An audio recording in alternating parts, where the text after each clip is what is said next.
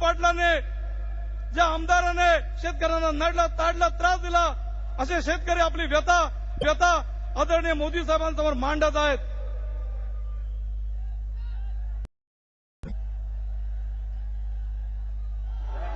ज्या मनसेच्या उमेदवाराने शेतकऱ्यांना नाहक त्रास दिला, त्याचे बळी पडलेले अंध झालेले असे शेतकरी आदरणीय मोदी साहेबांना आपलं निवेदन देत आहेत. एनआरसीच्या कामगारांचा प्रश्न प्रलंबित आहे, त्याचं निवेदन आज मोदी साहेबांना इथे कामगारांच्या वतीने देण्यात येत आहे.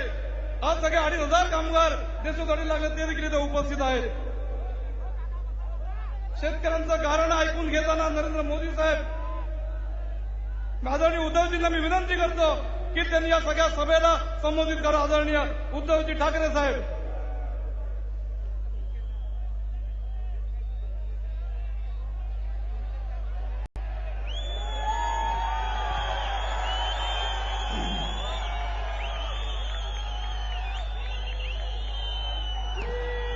हा ठाणे जिल्हा शिवसेना प्रमुखांवरती आणि त्यांचा कडवट शिवसैनिक आनंद दिघे यांच्यावरती प्रेम करणारा आहे. हा आपला भगव्याचा बालेकिल्ला आहे. विरोधकांना आजपर्यंत आम्ही उत्तरं दिलेली आहेत आणि इथे आपलं जे काही मजबूत स्थान आहे ते स्थान बघितल्यानंतर काँग्रेस असेल, राष्ट्रवादी असेल, त्यांना आपल्यावरती आरोप काय करायचे हे समजत नाहीये. राष्ट्रवादीकडे तर उमेदवारच नाहीये. त्यांच्यामध्ये जे कपिल होते ते आपल्यात आलेले आहेत आणि मग आपल्यातली काही लोक त्यांनी फोडलेली आहेत. म्हणजे मुळामध्ये राष्ट्रवादी पक्ष हा भ्रष्टवादी पक्ष आहे. भ्रष्टाचाराचा महामेरू जे मी म्हटलेला आहे, तर त्यांचा मी समाचार कालपर्यंत घेतला, पुढच्या सभेतही घेईन. परंतु आज ही सगळी जनता आपल्याकडे एका आशेने बघते, विश्वासाने बघते आहे. मध्यंतरी आपण रायगडावरती जाऊन आला. आजपर्यंत तरी सोनिया गांधी, राहुल गांधी मला नाही वाटत रायगडावरती गेलेले असते. त्यांना इमामाला भेटायला वेळ आहे, पण रायगडावरती जायला वेळ नाहीये. त्यांना त्यांच्याकडच्या मतांची किंमत आहे. तिकडे ते पदर पसरत आहे, पण यांच्याकडे तुच्छ म्हणून बघताय. असो, मला तो मुद्दा इकडे काढायचा नव्हता. पण 2-3 जे विषय आहेत, खास करून ज्या शिवरायाचे आशीर्वाद आपण घेतले रायगडावरती जाऊन, ते जर काय दैवत झालं नसतं तर हा इतिहास घडला नसता आणि तुम्ही आम्ही कुठे असतो याचा विचार जरी केला तरी भीती वाटते.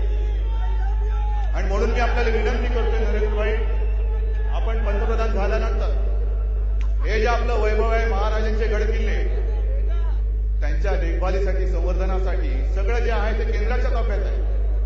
आपण खास विशेष जाणीवपूर्वक लक्ष देऊन त्याचं संवर्धन करावं, की जेणेकरून 400च नाही तर पुढची हजारो वर्ष ही जी आपली स्फूर्तीस्थानं आहेत ती पिढ्यांना एक काहीतरी प्रेरणा देत राहील, आदर्श देत राहील. अशोक चव्हाणांचा आदर्श नाही, शिवरायांचा आदर्श. आणि मग बाकीच्या सगळ्या गोष्टी आहेतच. रेल्वेचे प्रश्न आहेत, मोकळे पडलेले सागरी किनारे आहेत, आदिवासींचा प्रश्न आहे, अनधिकृत घरांचा प्रश्न आहे. प्रश्न आणि प्रश्न. पण आता तुम्ही सगळेजण ठरवून आलेला आहात ना रे? नुसत्या घोषणा देत आहे. सगळ्यांनी ठरवलेलं आहे की नरेंद्र भाईच आपल्याला पंतप्रधान पाहिजे. मग या ठाणे जिल्ह्यामध्ये जिथे जिथे कमळ असेल तिकडे कमळ आणि जिथे धनुष्यबाण असेल तिकडे धनुष्यबाण. बाकी इकडे तिकडे कुठेही बघायचं नाही, अजिबात बघायचं नाही. आजपर्यंत मी प्रत्येक सभेमध्ये विश्वास दिलेला आहे, वचन दिलेलं आहे. तेच वचन मी आज नरेंद्र भाईंच्या समोर देतो आहे की नरेंद्र भाई, हा महाराष्ट्र यावेळेला तुम्हाला 48चे 48 खासदार देणार.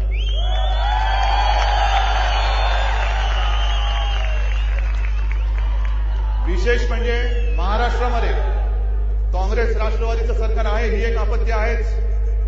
पण त्याच्या जोडीला दुर्दैव आमचं असं आहे की एकामागोमाग एक नैसर्गिक आपत्ती आहे. त्यात काल परवाकडे पुन्हा गारपीट झालेली आहे.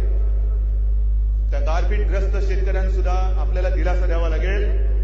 त्यांचं जे पीक कर्ज आहे, इतर काही गोष्टी आहेत, त्याच्यात त्यांना मोठा दिलासा देऊन एक संकटातून बाहेर आपल्याला काढावं लागेल. आणि जनता एकनिष्ठ आहे.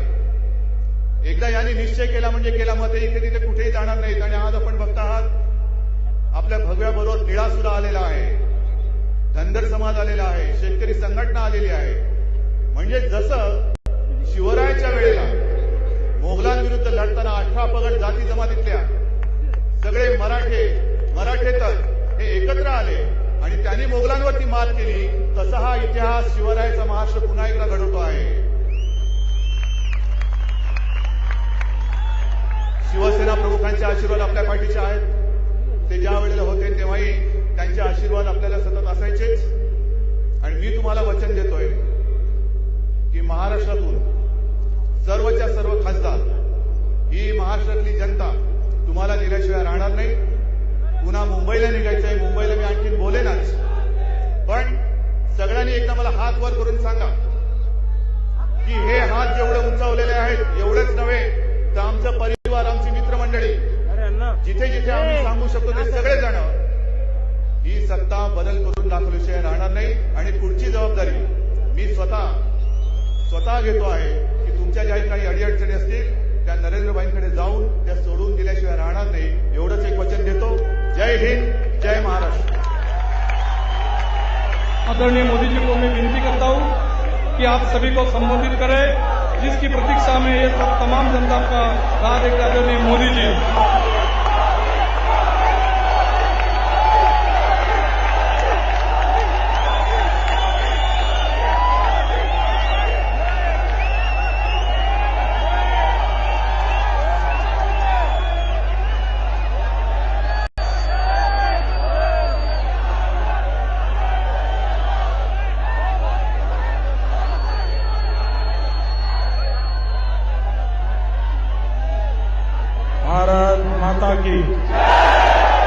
भारत माता की मंचावर बसलेले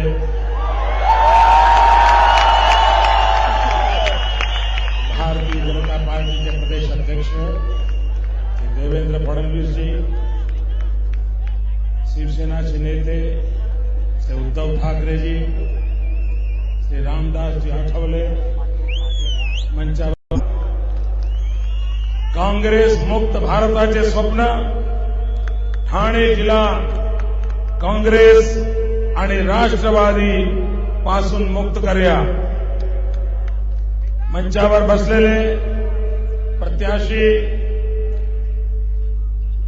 ॲडव्होकेट चिंतामण बनगा, कपिल पाटील, राजन विचारे, डॉक्टर श्रीकांत शिंदे और विशाल संख्या में पधारे हुए भारत के भाग्य विधाता मेरे भाई और बहनों,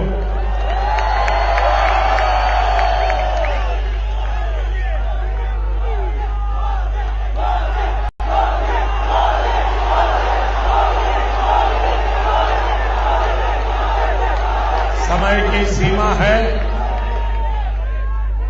मेरे पास 10 मिनट का समय है. भाइयों बहनों, चुनाव हमने बहुत देखे हैं, लेकिन ये पहला चुनाव ऐसा है जो राजनीतिक दल नहीं लड़ रहा है, उम्मीदवार नहीं लड़ रहा है. ये चुनाव देश की जनता लड़ रही है.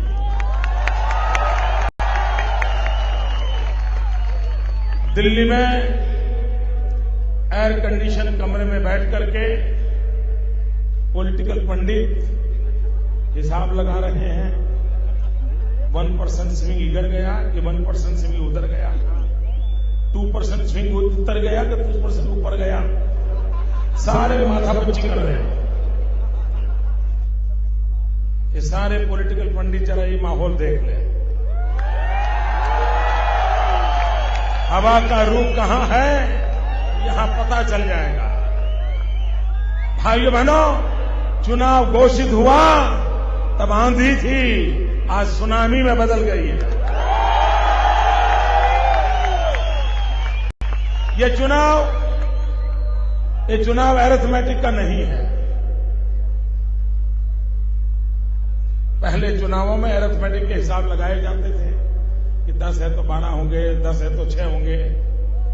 ये चुनाव अरिथमेटिक का नहीं है। ये चुनाव 125 करोड़ नागरिकों के मन की केमिस्ट्री का चुनाव है। और इसलिए अरिथमेटिक से सोचने वालों के लिए चुनाव का अनुमान आकलन गलत निकलेगा। जो केमिस्ट्री को समझते हैं उनका आकलन सही निकलेगा। अरिथमेटिक में 1 के साथ 1 2 होता है। केमिस्ट्री में 1 के साथ 1 11 होता है। भाइयों बहनों, मैं पूरे हिंदुस्तान का भ्रमण कर रहा हूं। देश के कोटि कोटि जनों का दर्शन करने का मुझे सौभाग्य मिला है।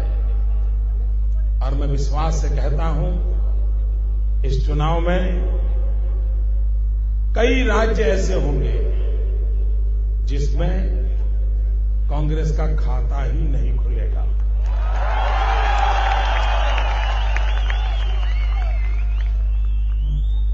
एक भी राज्य ऐसा नहीं होगा इस चुनाव में, एक भी, जिसमें कांग्रेस को 2 अंक छूने का सौभाग्य मिले। एक राज्य में 2 अंक प्राप्त हो, ऐसा इस देश में एक भी राज्य नहीं होगा। ये हाल कांग्रेस का होने वाला है। भाइयों बहनों,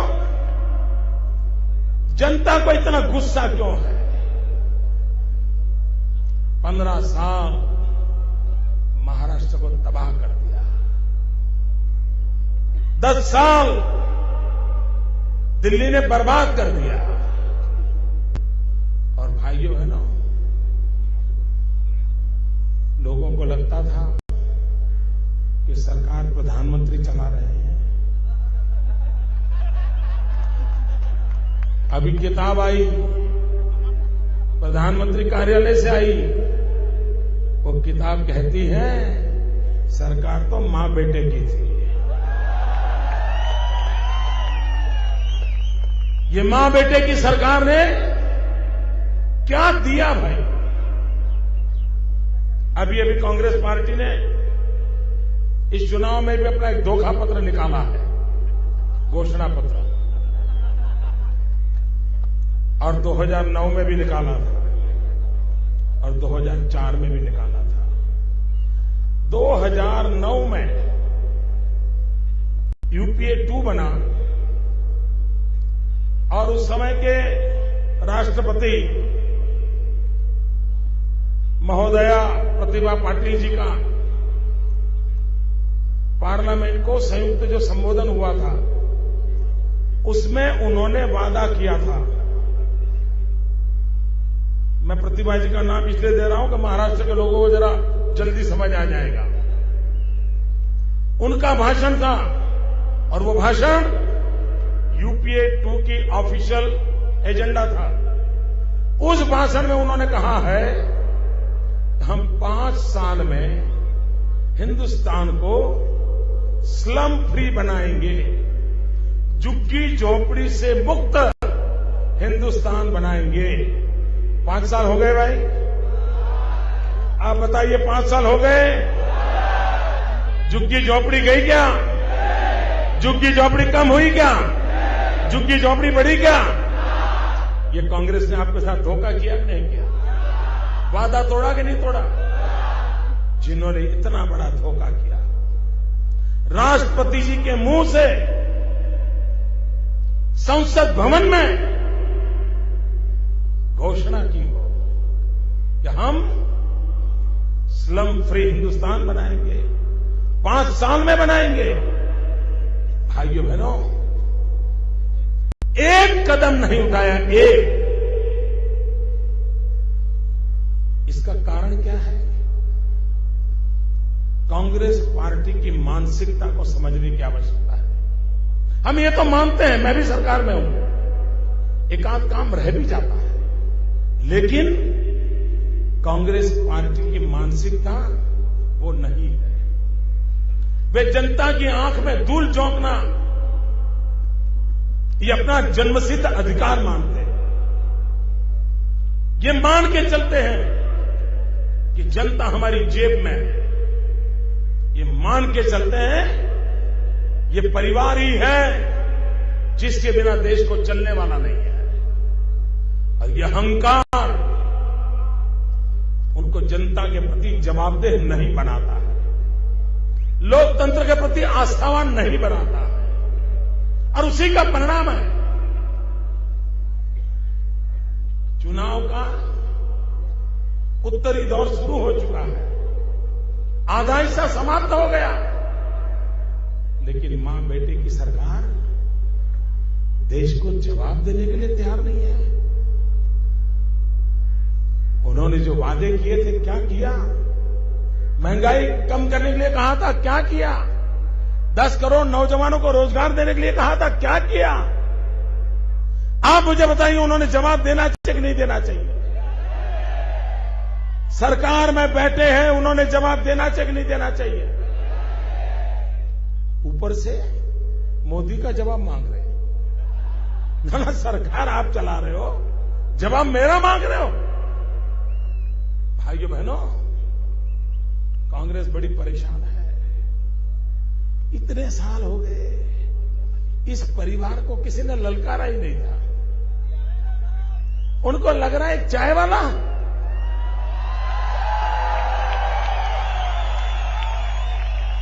ना चाय वाला हमें ललकार रहा है। ये कांग्रेस की सामंतशाही मानसिकता जो है, वे देश में लोकतांत्रिक संस्थाओं का सम्मान करना नहीं जानते हैं। भाइयों बहनों, कुछ दिन पहले से मैं एक भाषण सुनता आया हूं, यहां के लोगों को याद होगा। सबसे पहले मैंने सुना श्री राहुल भैया ने सीआईआई में भाषण किया था। सीआईआई में भाषण करते समय उन्होंने कहा कि आजकल देश में ऐसी बातें हो रही हैं कि सफेद घोड़े पर कोई राजकुमार आएगा और वो आकर के जादू की छड़ी चलाएगा। उसके आते ही सारे कष्ट दूर हो जाएंगे, सुख शांति आ जाए। ऐसा सब राहुल भैया ने किसी ने सिखाया था, वो बोल रहे थे। यूट्यूब पर देखोगे तो मिलेगा। फिर मैंने देखा थोड़े दिन पर बाद उनकी माताजी कहने लगी, एक व्यक्ति ही क्या, एक व्यक्ति सब कर देगा क्या? एक व्यक्ति को ही सब पता चलता है? एक व्यक्ति ही जादूगर है? थोड़े दिन के बाद राहुल भैया की बहन भी बोलने लगी। तो मैं सोच रहा था, ये ऐसा कौन इंसान होगा जो सारी समस्याओं का समाधान कर देता है? ऐसा कौन जादूगर होगा जो ये सब कर देता है? मैं सोच रहा था कौन इंसान होगा, लेकिन मुझे दिमाग में बैठता नहीं था। लेकिन अभी 2 दिन पहले अमेरिका के वॉल स्ट्रीट जर्नल अखबार ने खुलासा कर दिया, वो कौन राजकुमार है जो घोड़े पर बैठ के आएगा, जादू की छड़ी चलाएगा। भाइयों बहनों, ये कल्याण में कोई ऐसा जादूगर है जिसके जेब में 1 लाख रुपया हो, 10वीं तक की पढ़ाई की हो और 3 साल में 300 करोड़ हो जाए? 3 साल में 300 करोड़ कर दें, ऐसा कोई है? कोई यहां भाई है कोई? अब मुझे पता चला कि उनके दिमाग में कौन जादूगर था। भाइयों बहनों, इन जादूगरों से देश को बचाओ। भाइयों बहनों, क्या आप मानते हैं? अगर मानते हैं तो हाँ कहना। आप मानते हैं कि देश में भ्रष्टाचार भयानक है? आप मानते हैं लुटेरों ने देश को लूटा है? आप मानते हैं ये धन विदेशी बैंकों में रखा है? आपको पूरा भरोसा है? सबको है? आप मानते हैं विदेश से धन वापस लाना चाहिए? विदेश से धन वापस लाना चाहिए? काला धन वापस लाना चाहिए? जरा वो पीछे वाले बताओ, काला धन वापस लाना चाहिए? कमाल हो यार, आप तो कोई ना बोलते ही नहीं हो। आप सबके सब हां कह रहे हो। आप हां इसलिए कह रहे हो, आपके पैसे कहां हैं? आपके नहीं है तो आपका जाता क्या है? आप क्यों ना कहोगे? ना कौन कहता है? ना कौन कहता है? ना कौन कहता है? जिनके रुपये विदेशों में पड़े हैं वे ना कह रहे हैं। भाइयों बहनों, उनके पेट में चूहे दौड़ने लगे हैं। देखिए, हिंदुस्तान में जब भी चुनाव हुए हैं तो सत्ता दल को हटाने के लिए सब लोग इकट्ठे आते हैं, गठबंधन होते हैं, रणनीति बनती है। पहली बार ये चुनाव की विशेषता है, पहली बार ये चुनाव ऐसा है जिसमें सत्ता दल सारे अपने यार दोस्तों को मिलाकर के रणनीति बना रहा है। सरकार बचाने की रणनीति नहीं, चुनाव जीतने की रणनीति नहीं, 1 पॉइंट प्रोग्राम, मोदी रोको, मोदी रोको, कुछ भी हो जाए मोदी रोको। क्यों? मोदी का नाम सुनते ही कांपने लगते हैं। उनको लग रहा है अगर मोदी आ गया तो 16 तारीख के बाद उनकी जगह कहां होगी, इसके कारण परेशान है।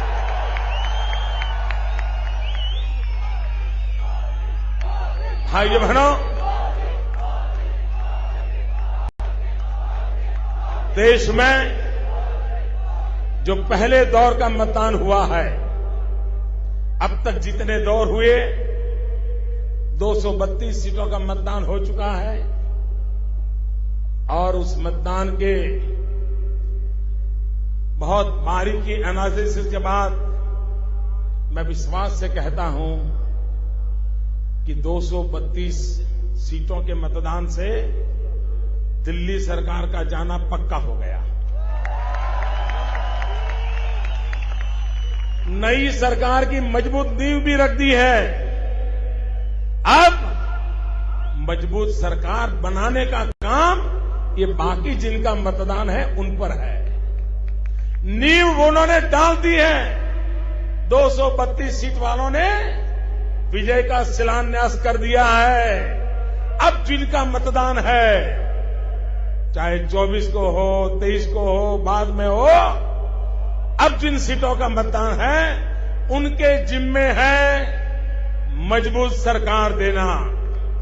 भाइयों बहनों, इस बार महाराष्ट्र से कांग्रेस एनसीपी का किसी का खाता नहीं खुलना चाहिए। भाइयों बहनों, महाराष्ट्र में भारतीय जनता पार्टी शिवसेना महायुति ये चुनावी मैदान में है और दिल्ली में मजबूत सरकार बनाने का काम भी उन्हीं के भरोसे है। और इसलिए मैं आग्रह करता हूं कि उलझन में मत रहिए, इधर उधर मत देखिए, महायुति को विजयी बनाइए। दिल्ली में महायुति के सबके सब साथियों को भेज दीजिए। आप मजबूत सरकार दीजिए, हम आपको मजबूत देश देंगे।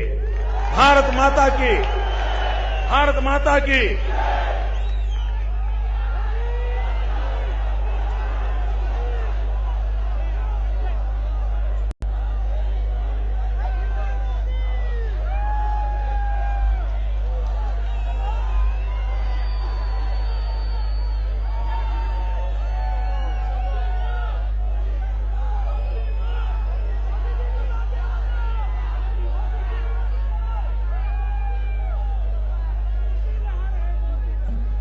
आजची सभा सक्सेस करण्याकरता ज्यांनी ज्यांनी सहकार्य केलं सगळ्यांचा एका शब्दात आभार. कल्याण डोंबिवली महानगरपालिकेने जे मैदान उपलब्ध करून दिल्याबद्दल त्यांचे आभार. प्रेस इतक्या मोठ्या संख्येने उपस्थित झाले त्याबद्दल त्यांचे आभार. विशेष करून पोलिसांनी खूप मेहनत केली, खूप मोठं सहकार्य केलं त्या सर्व पोलीस